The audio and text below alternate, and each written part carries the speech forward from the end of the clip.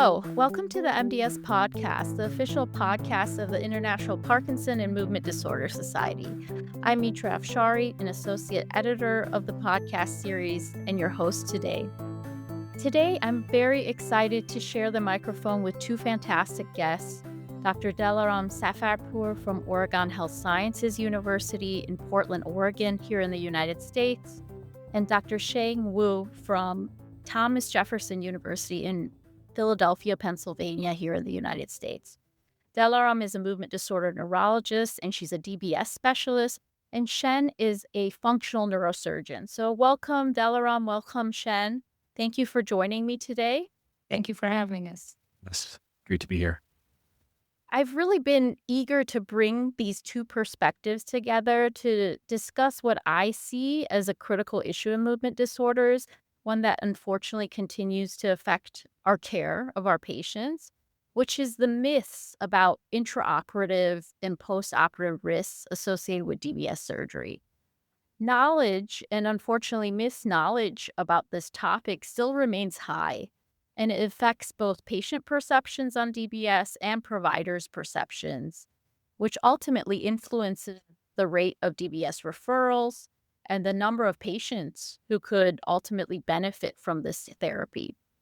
The two articles we would like to discuss today are Dr. Safarpour's consensus expert recommendations for referral of Parkinson's disease patients for DBS surgery.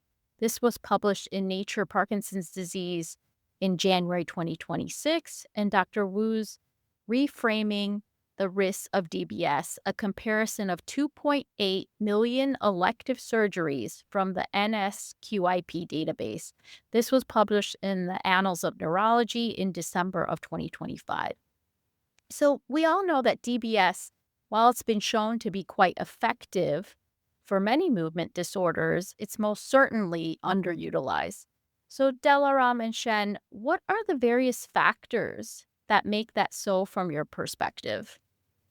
I'll go first. You're absolutely right. Despite compelling evidence that DBS significantly improves motor symptoms, quality of life, and even some of the non-motor symptoms of Parkinson's disease, it remains to be significantly underutilized. And there are several factors that contribute to this gap really here. One of them would be knowledge and perception barriers that we all have.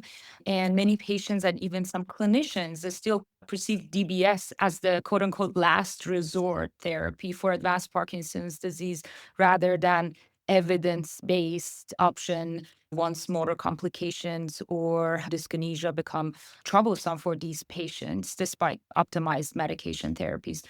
The consensus really emphasized that disease stage or duration should not be used as a rigid cutoff, and such misconceptions should not lead to unnecessary delays in referrals. And we continue to see a pattern of variability in referral practices among neurologists in when and who to refer for DBS evaluations. And some of the referrals rely exclusively on levodopa responsiveness, Hone and Yar stage, and some others underappreciate the indications like medication intolerance or refractory tremor. Some of these patients are not able to tolerate medications because of the side effects that they have. And the panel really found that inconsistent criteria result in missed opportunities for timely evaluation. Another problem is access to specialized DBS centers. Factors such as a distance, limited insurance coverages. A lot of us have had denials from insurances based on those rigid criteria I just mentioned, and insufficient multidisciplinary infrastructure can really delay some of these referrals and follow throughs. Surely we have the patient level concerns too, the stigma and fear around brain surgery.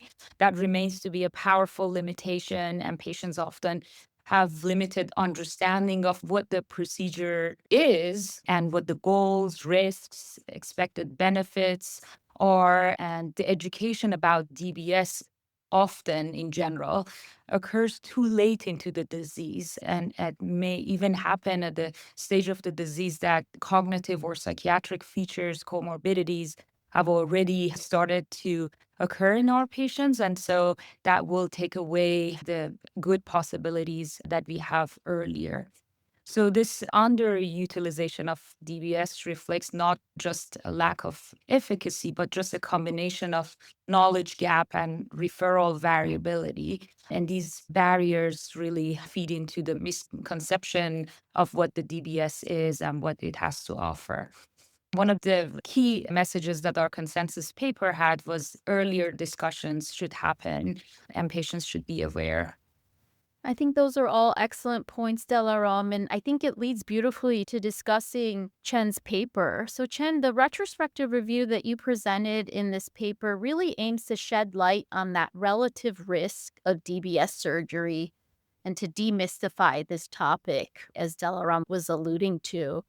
First off, I wanted to ask you, relative to other neurosurgery specifically, where would you put DBS on the general spectrum of surgical risk? Yeah, thanks for that. In general, everything is relative. So, in the spectrum of what we do, DBS is much less risky. Much of what we do in neurosurgery is not even necessarily elective. You what trauma, spine surgery, tumor surgery, aneurysm surgery, strokes. So, a large portion of neurosurgery is non-elective and inherently going to be higher risk.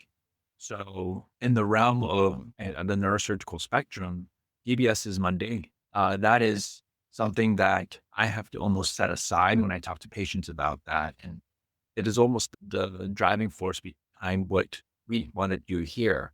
In fact, if you look at things in neurosurgery, there are neurosurgical procedures in this paper that we did. There's laminectomy as well as cervical decompression fusion and then very standard elective procedures. So your question is, how does it compare to that? We have numbers on this now where laminectomy and ACDF are 2 to 3 times more risky than a deep brain stimulator. So, tell us a little bit about the overall premise of the study and a little bit more about this NSQIP Yeah. database. We're not as familiar with this database as maybe your discipline is. Sure. Yeah. So NISQIP is what we call it affectionately or unaffectionately, whatever your mood might be. But it is the American College of Surgeons National Surgical Quality Improvement Program.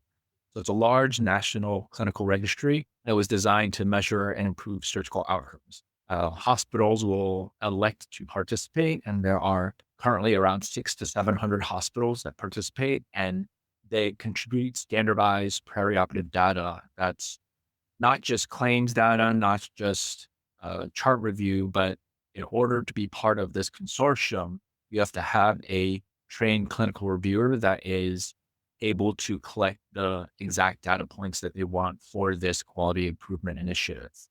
Although their initial intent was quality improvement, others like myself have looked at this as a research tool because it provides a lot more clarity on a much larger scale in terms of this sort of data than Medicare claims data, which I've also done work on as well, and that can get very messy. So this particular data set that we used spanned from 2015 to 2021, so more recently, and you get a lot more granular than you would with a lot of other big data sets. You get patient demographics, baseline medical conditions, comorbidities, you get procedure type, operative time, and then most importantly, as you saw here in our study, 30-day postoperative outcomes, including complications, readmissions, reoperations. So the data and variables that we're able to use are only possible because of what was already established in the NISQIP database. So, your primary outcomes, you just mentioned them, was comparing in DBS surgical cases versus several other common elective surgeries from elective C section to hip and knee arthroscopy. Were one, overall risk of complications within 30 days postoperatively, two, risk of readmission within 30 days postoperatively, and then three, the risk of reoperation within 30 days postoperatively. What were your findings? So that's exactly right. And so again, this is acute complications that occurred. And there's a couple of ways that we can look at this. If we look at overall complication rates of DBS versus everything else, the overall complication rates were about 1.3% in the first 30 days with DBS versus all the other categories, which, as you mentioned, span from hernia repair tonsillectomy all the way to prostatectomy and hysterectomy, those put together pooled was about 4.1%. So significantly lower for DBS. Readmission rates were similar when you compare DBS versus everything else. And reoperation rates were also lower with DBS. But I think for even more granularity, what we did was also look at odds ratio of each of these primary outcomes with specific procedures, because I think that helps with the discussion with patients who may have either undergone one of these elective procedures or know someone. So while, yes, it is lower for DBS versus everything else, and readmission rates are similar, when you peel into the data, we have data now that shows that the overall risk of any complications of DBS is comparable to a tonsillectomy or hernia repair. Versus if you look at something like a C-section or hip replacement, you're looking at a 5x complication rate. You go to a hysterectomy, that's 6x. And then readmissions are going to be higher for prostatectomy, bariatric surgery, and more comparable again for a thyroidectomy. So like having specific examples, I think helps with that discussion. Exactly. I think what the paper really provides is, like you mentioned, a better frame of reference, right, for patients, because you're comparing to these common procedures that people know about and maybe have already experienced. Like many of our patients have had hip and knee arthroscopies. There were secondary outcomes that you looked at as well, which were the 30-day post-op risk of specific complications that are common in surgery, such as wound infection, pulmonary embolism, cardiac arrest or MI, and also TIA/stroke, which was the outcome variable that encapsulated intracerebral or brain-specific events. Is that correct? Correct. The thing that I would hear, or when we talked about this, was okay, yeah, the complication rate is the same or lower, but it's my brain, right? So what does that actually mean? If I have a complication in my brain, that's different than a complication anywhere else. That is exactly why we wanted to see, could we look at brain specific complications? Because we know as a medical field that when you do a joint replacement, you're in a hypercoagulable state and you can have strokes. And that's why patients are placed on Coumadin or bun thinners or so forth. So when we looked at that, now the numbers and the incidences are very low, but you're looking at 0.05, 0.04% rate of these brain specific events for both DBS as well as everything else. So from this large database, statistically, there's no real difference when you look at DBS versus everything else.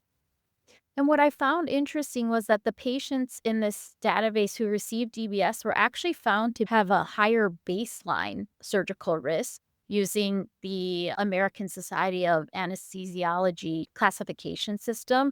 So could you remind us what this classification system is, and ultimately what does this mean with respect to the final conclusions of your study?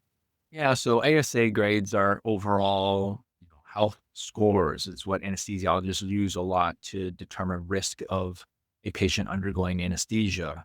And it's not terribly surprising because our patients with Parkinson's are generally older. That's going to be the large portion of these patients. And even our essential tremor patients, we think of them sometimes as younger. They often delay DBS until later. So this is not necessarily a younger population. And we saw that is that patients were older. And that's also, when you step back to think about it, not particularly surprising if we're looking at procedures like tonsillectomy and appendectomy in the other cohort, right? That's inherently going to pull that age mean down. So there's certainly a different comorbidity burden with the DBS patients. Now, we didn't want that to be an unfair advantage, so we did this risk matching in our analysis. But interestingly enough, even without it, the risks are still lower for DBS than everything else. And so we didn't need that advantage, but we said, okay, that's a fair way to look at it, to say, if you had a patient of the same age with the same comorbidity and the same overall health risk undergoing any of the other elective procedures, what is the comparison? So ultimately it didn't change much, but in order to compare apples with apples as much as possible, we did this risk stratification. Yeah, I thought it was a really, really important finding, actually. Yeah, ultimately, I think it strengthens the conclusion that even with or without this risk assessment, even though patients are older and they are sicker, that didn't change things, that we can safely do these procedures in older patients. Exactly. I think one limitation of the study, Chen, which you discussed in the paper, is that the database that you collected the data from did not have detailed information as to how the DBS surgeries were done, correct? Right. As DBS specialists, both myself and Delaram are very familiar with this. We know that there is more than one technique to performing DBS surgery. There's the standard awake microelectrode recording DBS surgery where patients are awake. There's minimal anesthesia used. Intubation is not needed. And then there's a sleep surgery, which may be less, frequent in the United States, but is being done, I think, with increasing frequency under MRI and CT guidance without microelectric recordings, and patients are under general anesthesia. And so, unfortunately, those details were not included in the database. Do you think that those details of how surgery was performed could delineate potentially higher or lower risk DBS surgical procedures? And what's your hypothesis related to that? Very interesting. And yeah, you're absolutely right. It's not there because it's not one of the designated variables. I also joke that if you talk to 10 different DBS surgeons, they're going to tell you 15 different ways of doing a procedure. So there are these definite nuances, but ultimately, if I put aside all my biases of how I do, because again, any neurosurgeon is going to think the way they do it is going to be the best way. But if you take away all those biases and look at the objective data, there's a very nice article done by the Cleveland group led by Sean Nagel that shows that DBS in the past decade is much safer than it was in the previous decade, independent of technique as well. And if you look at all the multiple studies comparing sleep versus awake, we see that there's no significant difference between the techniques in terms of therapeutic outcome and also in terms of side effects. Complications aren't necessarily in that, but overall, the data that we have shows that people do just well. And I think ultimately what it boils down to, and this has become less of a quote unquote debate in our own subspecialty, is that ultimately the surgeon has to be comfortable with the procedure. I think less important than the actual technique is the familiarity with the technique and also the familiarity of the team with the technique. So you start getting into a little bit more of a signal in terms of complication rates in high volume centers versus lower volume centers. So it doesn't matter how you do it as long as it's done in a repeatable, reliable way. So ultimately, it really is more about surgeon experiences, team consistency, and so forth than outright technique itself. And I think for this, Delaram, you can chime in as well. What I've been taught is that in the past, when DBS first started, people were doing more passes with the microelectrode and really mapping things out with the microelectrode. And I think things have changed over time and we're moving a little bit farther away from the mapping, right? And so the risks that may come with many microelectrode passes or tracks is going to change over time. I think ultimately, just like many aspects of neurosurgery, we have evolved drastically with the improvements in imaging. So with MRI, that has allowed our tumor colleagues to make smaller craniotomies, and we're not doing these large openings anymore. It's allowed our spine colleagues to be a little more specific in terms of the procedures that are done. And in functional, absolutely the same, where visualization of the targets that you're talking about, subthalamic nucleus or lobus pallidus, are certainly much better delineated than in the days of, ventriculography. If you see it better, you're going to rely less or require less mapping, and you are likely to use MERs more for fine-tuned adjustments of depth or confirmation of location if your macro stimulation is not quite good. So yeah, I think you're absolutely right there. It's a trend that we've seen throughout our field. It's an excellent point. Delaram, did you want to chime in? Yeah, I can just speak for the functional neurosurgery world because that's where I collaborate most with our neurosurgeons. And I think we are in the precision era, and certainly all these advances that we have really made it much more precise. The lesions that we create with focus ultrasound are better than the previous more traditional lesioning techniques that we had. The DBS lead implantations are more precise, and certainly the less number of leads or passes that we have will improve the outcomes too. I totally agree with that. The final question I had for Chen, and then I wanted to turn to Delaram to speak a little bit more about her consensus paper, is about patient counseling. So, of course, both of these papers really influence providers' body of knowledge related to DBS surgical risk. But how about how we accurately counsel patients? Chen, I think our audience would love to hear from you about how you would counsel a patient who you are evaluating for DBS surgery, taking this new knowledge into consideration. What would a sample script be from you?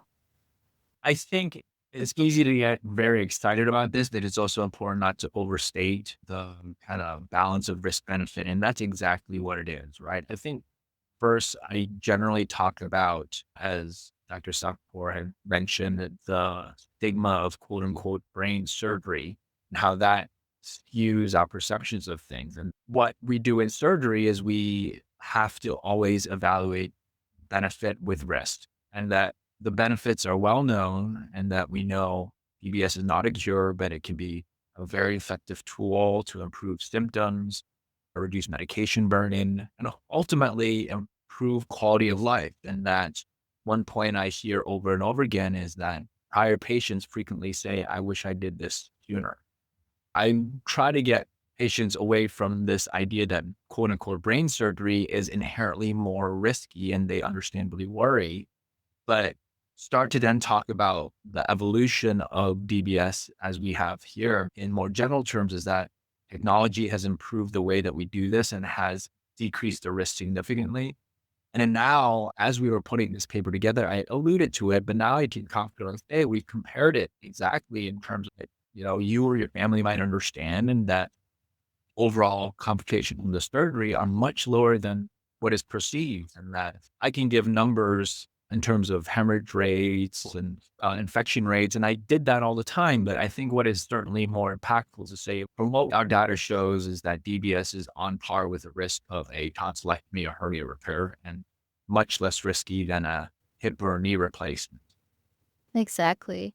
Delaram, I would love to hear from you now. I think it's so nice that we have these two perspectives together on this podcast today, engaging on this topic. Because, like you both mentioned earlier, we rarely have these opportunities, even at our educational conferences. We just heard this excellent summary from Chen about all these important findings from his study regarding DBS surgical risk.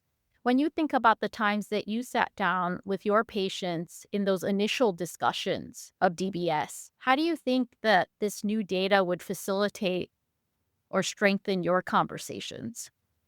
I think these data really help us have a more balanced conversation with the patients. The strength of the study that Dr. Wu and their colleagues did is really to show this comparison, because as he was mentioning earlier, when you present these numbers to the patients, some of them will say, I'm going to be that unlucky 1%. It's just something that some people will bring up. But then when you provide that point of reference, comparing to tonsillectomy, comparing to these other surgeries, the risk is so low. And when I talk to them, I will say, I do understand that this is your brain we're talking about, and we want to have great outcomes, but here's what we know in big data, and these risks are pretty low, and you can have improvement of quality of life. So this really helps me make such a great decision for the patients, a little bit more informed and easier, that the risks are often perceived greater than they truly are. And I think this kind of reframing support and information earlier to the patients will help us have earlier referrals for the patients and take away the stigma around surgery, and ultimately better shared decision making. Wonderful. So I think I want to pose one final question to both of you, and that would be, how can we do better? Does this discussion today with both of you perhaps spark some new ideas on how we can augment DBS referrals from providers and how we can make patients a little bit more comfortable. Does this spark anything potentially new that maybe we should be instituting with our patients and with our providers? Delaram, we'll start with you. I'm really glad you brought this up. This highlights that we have to really work on this perception that you need to have a very large, fully built, multidisciplinary program before you can safely offer DBS. Or actually, this conception can itself be a barrier for expanding access. What we try to emphasize in our paper is that while multidisciplinary care is essential, it doesn't have to look identical at every institution. There's definitely variability in how programs are structured, and that's okay as long as the core elements are in place. To me, the core team really includes a movement disorder neurologist, a functional neurosurgeon, and ideally a neuropsychologist who are all experienced in DBS and are working together. This partnership is really the foundation of success. And around that, if access allows to have collaborations with physical therapy, speech therapy, preoperative medicine, social work, this would make it the most ideal dream team. But not every center has access to such detailed evaluations. And it's important to start the collaboration and then find out if some of that can be driven from outside institutions or about different departments, perhaps use of telehealth. There are many different ways that this multidisciplinary team can be built. And in many ways, this ties back to the earlier discussion that we just want to lower the threshold for referral. And we want the referring neurologist to understand that you're not referring and committing to a surgery, but instead you are sending your patient for an evaluation that can possibly change their quality of life. And this should not be a last resort for them. I think that's such an important point because I really encourage our movement disorder neurologists to just send patients to talk to me about DBS, just to talk about it and not necessarily going down this high speed road where they're definitely going to be getting surgery. I think that's what people worry about. And so it's nice to just talk to someone that's well informed, like yourself, and have those initial discussions with us. And maybe even have initial discussions to warm the patient up to the idea with the neurosurgeon. What are your thoughts on that, Chen? Yeah, I completely agree. Ultimately, it's a matter of starting that conversation, as both of you have said, right? I think one thing that we didn't talk about is the elephant in the room in my mind is the fact that we still call it deep brain stimulation. And to patients, that we didn't do ourselves any favors by saying that. They hear those words and they said, wow, deep, that sounds terrible. And in my brain, that sounds worse, right?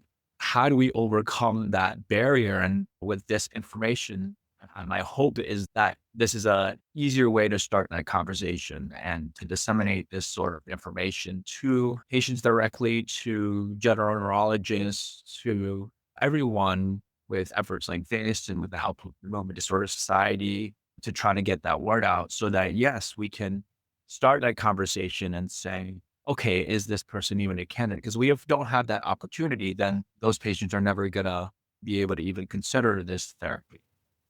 Thank you to both of you. This was such an excellent discussion. Want to thank Doctors Safarpour and Wu for all of the hard work that you're doing and for taking the time out of your busy schedules to chat with us on this MDS podcast.